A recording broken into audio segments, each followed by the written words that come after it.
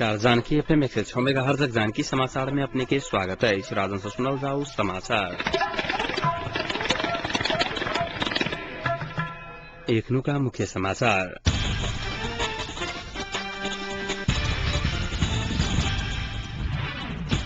मधेश में सरकारी विद्यालय सबक अवस्था कमजोर भरला कारण सुधार करवा पर एक कार्यक्रम में वक्ता सबक जोड़ संहिता विरोधी के कारण संविधान सभा विघटन भेल प्रधानमंत्री भट्टाचार्य आरोप।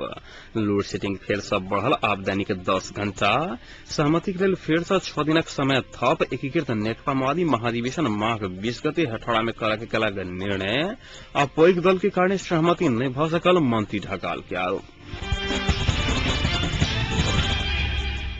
मधेश में सरकारी विद्यालय सबक स्तर कमजोर होते जा रहा कहत एहि के सुदृढ़ीकरण पर जोर दिल गया। संयुक्त युवा तथा विद्यार्थी मंचक आयोजना में जनकपुर में आयोजित मधेश में शिक्षा का अवस्था विषयक अंतरक्रिया कार्यक्रम में अपन कार्य प्रस्तुत करैत प्राध्यापक डॉक्टर महेंद्र सिंह निजी क्षेत्र विद्यालय जका सरकारी विद्यालय के गुणस्तर वृद्धि करबाक सुझाव देने छलखिन। गुणस्तरीय शिक्षा से वंचित जनशक्ति से विद्रोह के संभावना रहल कार्यपत्र में चेतावनी दिल गया। शिक्षा में राजनीति के हावी होवा आ शिक्षक सब में प्रतिवादक कमी के कारण शिक्षा के गुणस्तर में कमी आयल सिंह के कहब छलाइन। आर्थिक इत्यादि चल खेल के कारण से जो है टीचर के क्वालिटी कमजोर भेल या टीचर के क्वालिटी या प्रतिबद्धता के कमजोरी के कारण से ऊपर प्रत्यक्ष प्रभाव कुप्रभाव कहू तो विद्यार्थी समाज पर पड़ रहा है। में कोनो संदेह नहीं शिक्षा स्तर के स्खलन जो है अधिराज्यव्यापी रोग है जिसमें मधेश बेसी ग्रसित भ गई है। बेसी ग्रसित भ गई है तो के लिए 41.11% जनसंख्या रहल पहाड़ में विद्यालय की संख्या अधिक एवं 50.15% जनसंख्या रहल मधेश में विद्यालय की संख्या कम रहल शिक्षा नीति में विदेह देखते सिंह बतौए छलखिन। कार्यक्रम में वरिष्ठ अधिकांश वक्ता सब शिक्षा में राजनीति हावी भरला कारण दिन प्रतिदिन मधेशक शैक्षिक स्तर में हरास आब रहल बतौए छलखिन। आर्थिक लेन देन कऽ विद्यालय में शिक्षक सबक नियुक्ति भरला कारण स्तरीय शिक्षा से छात्र छात्रा सब वंचित भ रहल वो सब आरोप लगौए छलखिन। विद्यालय के गुणस्तर सुधार करवा गठित विद्यालय व्यवस्थापन समिति पर सेहो नियंत्रण करवा पर वक्ता सब जोर देने छलैथ। अखिल क्रांतिकारी के अध्यक्ष हिमाल शर्मा की अध्यक्षता में संपन्न कार्यक्रम में मधेसी विद्यार्थी फोरम लोकतांत्रिक समीक्षा शाह तराई मधेश युवा फ्रंटक रोशन श्रीवास्तव शंभू झा निर्दोषी विद्यार्थी मंचक सुधीर मंडल नेपाल राष्ट्रीय युवा फेडरेशनक राम भरोसी कांति सहितक व्यक्ति सब अपन अपन धारणा रखने छलखिन। मधेशक शिक्षा अवस्था के विषय में हमरा लोकनि कार्यक्रम के सहभागी सबसे विचार लेने छलौं। सोनी हुनक सबक विचार जहिना के तहिना। शंभू झा निर्दोषी हम विद्यार्थी फ्रंट के केंद्रीय प्रवक्ता दिन और शिक्षा में यहाँ के राजनीतिक हस्तक्षेप बढ़ रहा है। हम सब एक राजनीतिक कार्यकर्ता हुई में केना का असमानता बढ़ रहा है कि मिलावट के लिए समाज में गांव स्तर से नगर स्तर से सबके लिए आधारभूत शिक्षा शिक्षामूलक शिक्षा केना का पहुंचते वैज्ञानिक शिक्षा केना का लागू होते पेरेंट्स वो गवर्नमेंट हुई है तो वो चेक के नहीं कि हमार कंट्री के हर इंसान एक जगह पढ़ रहा है शिक्षित भ रहा है कि प्रॉब्लम है कि सोल्यूशन है गवर्नमेंट की तो रिस्पांसिबिलिटी होते है तो वो चेक के नहीं हो एज अ डेमोक्रेटिक कंट्री अपन सबके जनताओं के काज है और एज अ डेमोक्रेटिक कंट्री जे पावर में आवे छे ओकरा अपन रिस्पांसिबल भक काज के नहीं बहुत इम्पोर्टेंट है। हमरा ई लागे आरो जते एग्जांपल से देल जाय छे चीटिंग मीटिंग ये तो दुनिया भर में सब ठाव में होय छे तो जखने हम मोरल रिस्पांसिबिलिटी के बोध करबे तखने ई चीज सब अपने आप में सुधर जेते। हमरा देखिए मधेश की शिक्षा के व्यवस्था अपने के समझे जते राजनीतिक पार्टी है ना यहाँ की व्यवस्थापन समिति लागू करने तो मैं वही व्यवस्थापन समिति के शिक्षक पूरे सरकारी हो चाहिए और यहाँ के खुला प्रतिस्पर्धा द्वारा शिक्षक के शिक्षिका के नियुक्ति हो चाहिए जैसे शिक्षा अगाडि पहिला अब जहाँ चाहिँ भवनहरू छैनन् बेन्च डेस्कको अनुपात शिक्षाको अनुपातहरू मिलाउनु पर्ने हुन्छ साथसाथै यो शिक्षाको नीतिमा पनि अलिक चेन्जेस गर्यो भने सही हुन्छ र राजनीतिकलाई त स्कुल र शिक्षाबाट त साथसाथै पर राख्दाखेरि एकदम राम्रो देखिन्छ होला र साथसाथै बाल मैत्री वातावरणको पनि सृजना गर्नुपर्ने अति अति अति आवश्यक छ।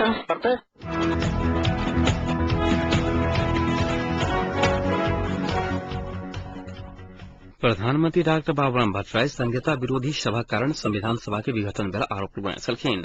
आई सदनगढ़ी में शुरू भेल सुदूर पश्चिम महोत्सव के उद्घाटन करते प्रधानमंत्री भट्टराई आबला बैशाख भीतर संविधान सभा के दोसर चुनाव हेत बतुआए छलखिन। वो एखन संहिता पक्षधर आ विपक्षी सब लड़ाई भ रहल बतबैत ऐसे किछु दिन भीतर देश निकास प्रयास बतुआए छलखिन।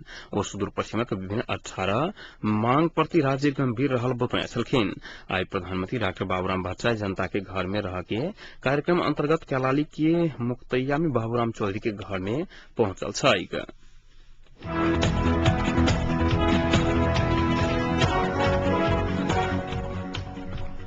नेपाल विद्युत प्राधिकरण काल्हि से लोड सेटिंग के समय फेर से बढ़ावा लागल अछि। दैनिक 8 घंटा के दर से लोड सेटिंग होइत आयल में काल्हि से दैनिक 10 घंटा धरि प्राधिकरण लोड सेटिंग करत बुझबा में आयल अछि।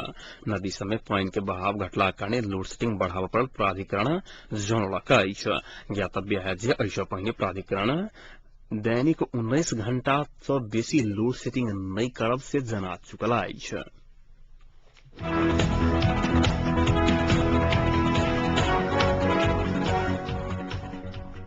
राष्ट्रपति डॉक्टर राममण यादव राष्ट्रीय सहमति के सरकार गठन के लिए फेर तेसर बेर म्याद थप गए छलखिन। दोसर बेर के लेल देल गेल 7 दिनक म्याद में सेहो दलसभ सहमतिकरण नहि सकलाक बाद आई फेर 6 दिनक म्याद थप कयल गेल अछि। प्रमुख 4 दल के आग्रह में राष्ट्रपति यादव भोर म्याद थप गए छलखिन। 4 दलक प्रतिनिधित्व करैत एकीकृत नेकपा माओवादी अध्यक्ष पुष्पकमल दाहाल प्रचंड भोरे में राष्ट्रपति के वेतक म्याद थप करक लेल आग्रह कए छलखिन।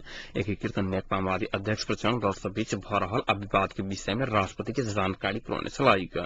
राष्ट्रपति यादव सहमति सरकार निर्माण के लिए अगहन 8 गते पहिल बेर 7 दिनक म्याद देने छलथि, मुदा सहमति नहीं भेलाक बाद फेर दोसर 7 दिन थप गए छलखिन। भेंट में राष्ट्रपति यादव आब सेहो दल सब सहमतिकरण नहीं सकल तऽ कठिन अवस्था आयल बतौने छलखिन। काल्हि बैसल प्रमुख दल सब के बैसार में सरकार गठन के विषय में वाद नहीं मिललाक बाद म्याद थप कर आग्रह करय के सहमति भेल छल।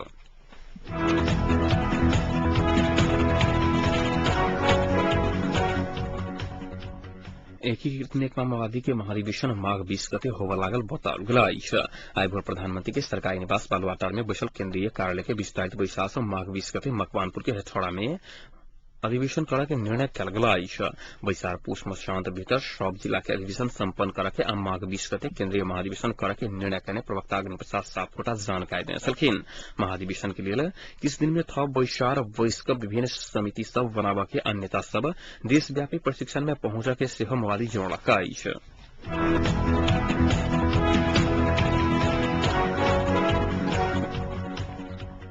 सहकारी मंत्री एकनाथ ढकाल प्रमुख 3 दल आ मधेसी मोर्चा के कारण राष्ट्रीय सहमति नहीं जीत सकल आरोप लगाए छलखिन।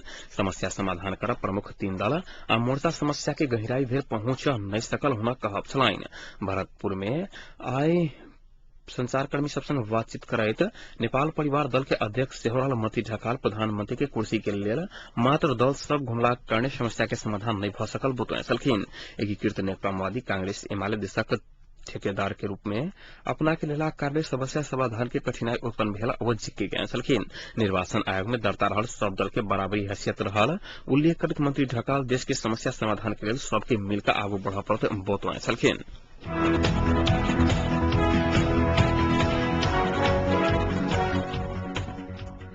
काठमांडू में आई से अंतर्राष्ट्रीय पर्वतीय फिल्म महोत्सव शुरू भेल अछि। आई से 26 गते धरि चलय वाला महोत्सव में 26 देश के 62 छोट फिल्म डॉक्यूमेंट्री कलेक्शन एनिमेशन प्रस्तुत कयल जायत। महोत्सव अंतर्गत राष्ट्रीय सभागृह आ नेपाल पर्यटक बोर्ड में फिल्म देखबाक कार्यक्रम रहल आयोजक जनौलक अछि। महोत्सव में प्रतिस्पर्धा में रहल 18 अंतर्राष्ट्रीय डॉक्यूमेंट तथा छोट फिल्म मध्य पहिल होबय वाला के $1500, दोसर होबय वाला के $1000 आ तेसर होबय वाला के $500 प्रदान कयल जायत।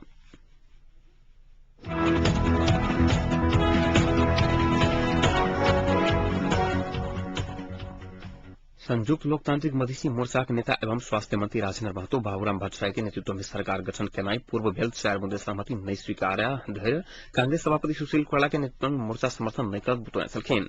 रिपोर्टर्स क्लब नेपाल आयोजना के साक्षात्कार में सद्भावना पार्टी के अध्यक्ष महतो सहमति के लिए मोर्चा के बच्चा मलानी 4 मुद्दे सहमति रहल बतौने छलखिन। मोर्चा के समर्थन करय वाला सबके मधेश में बेसी से बेसी 2 प्रदेश स्वीकार करय पड़त हुनक कहब छलनि। वो ककरो प्रधानमंत्री बना देलाक बाद मात्र सहमति होबय नहीं सकत स्पष्ट कए छलखिन। राष्ट्रपति अपने सहमति के लिए अंतरिम संविधान के धारा 38 के एक अनुसार कहने अब वाहन सब बाहर जा नहीं सकत बतबैत वो राष्ट्रपति आब दल सबके सहमति के लेल दबाव मात्र देत बतौने छलखिन।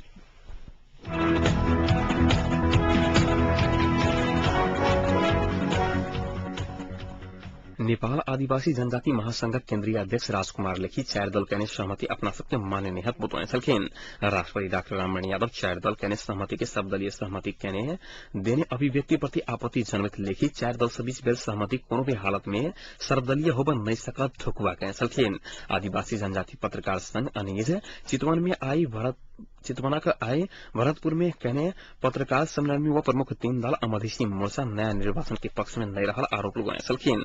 भर्खर सार्वजनिक भेल जनगणना के तथ्यांक के मिथ्यांक के संख्या देते लिखित तथ्यांक अपारदर्शिता अवैज्ञानिक रहल टिप्पणी कहे छलखिन।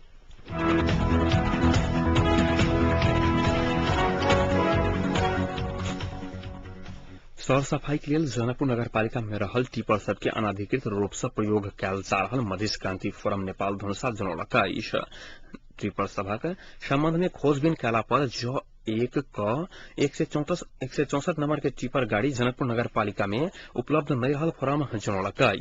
टिपर के अनाधिकृत रूप से प्रयोग करे वाला कर्मचारी के छानबीन कर दोषी पाला पर कार्रवाई के फोरम मांग कलका। एही संदर्भ में छानबीन कर दोषी की कड़ा कार्रवाई की मांग करे तो फोरम प्रमुख जिला अधिकारी के आई ज्ञापन पत्र समेत बुझाने आई।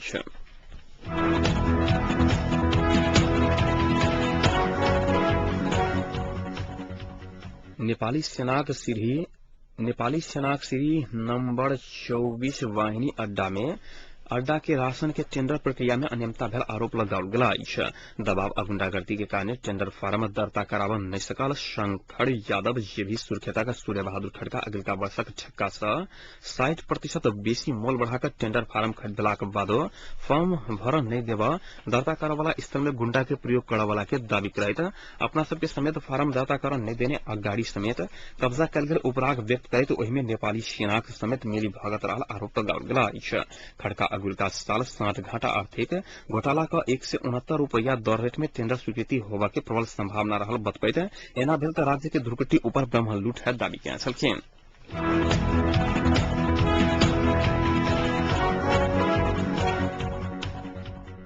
जापान के उत्तर पूर्वी तटीय क्षेत्र में आज 7.3 रिक्टर स्केल के शक्तिशाली भूकंप के झटका महसूस कल गेल। वही क्षेत्र के भूकंप गेला के बाद सुनामी आवा के चेतावनी समेत दिल गेल। अमेरिकी भूभाग विभाग के अनुसार भोर 5:15 बजे दक्षिण पूर्वी कमीशी केंद्र भक भूकंप गेल अंतर्राष्ट्रीय संचार माध्यम सब जनौलका। भूकंपक धक्का जापानक राजधानी होक्यो में समेत महसूस कल गेल। मियागी क्षेत्र में सुनामी के चेतावनी दिल गेल। भूकंप से भेल भौतिक तथा मानवीय क्षति के पूर्ण विवरण आवा एखन बाकी रहल। सन 2011 मार्च 11 में गेल भूकंप के बड़का संख्या में मानवीय तथा भौतिक क्षति भेल छ।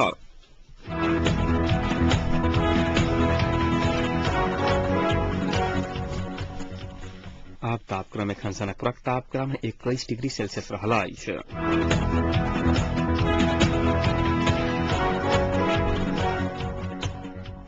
प्रमुख समाचार अंत में पुनः एक बेर फिर से।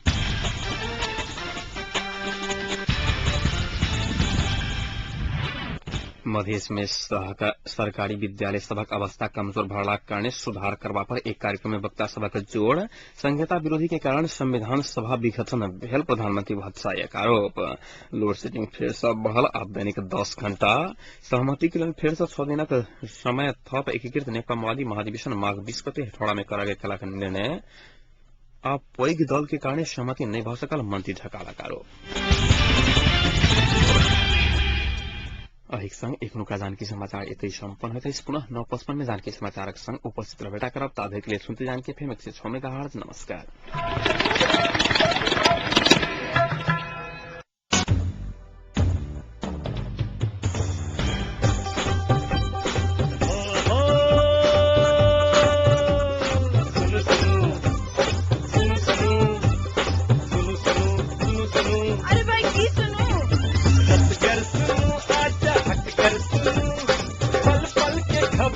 भाई